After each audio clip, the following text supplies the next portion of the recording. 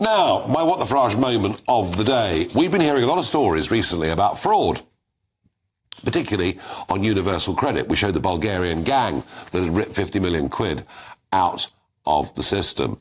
And I have to say that having powers, the Department of Work and Pensions, having powers to check into people's bank accounts and assets to make sure they're not being defrauded, on the face of it, I think is a good thing.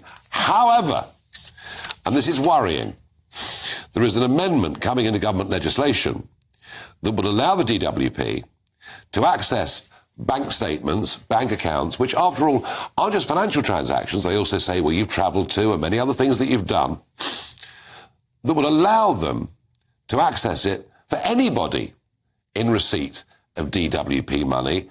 And that will, of course, include every pensioner in the country. Now, I have to say that I'm not surprised that Big Brother Watch say it is breathtaking that a Conservative government is so recklessly creating Big Brother-style spying powers to intrude on the population's bank accounts. And this worries me. It almost links back to Adam's story in a sense, that once again it's about financial institutions, it's about their relationship with the government.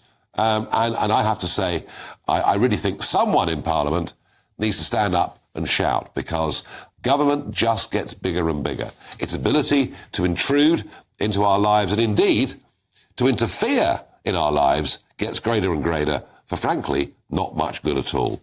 Now, a Department for Work and Pension spokesman said Big Brother Watch's claims that DWP will use these measures to reveal information about people's movements, opinions and medical information are entirely false. The government remains committed to these powers as a method of reducing fraud and error in the benefit system, which will save the taxpayer £600 million over the next 5 years. There you go, folks. You pays your money, you takes your choice. If you trust the government not to get too big, if you trust the government not to intrude, then you really ought to believe every word of that DWP statement.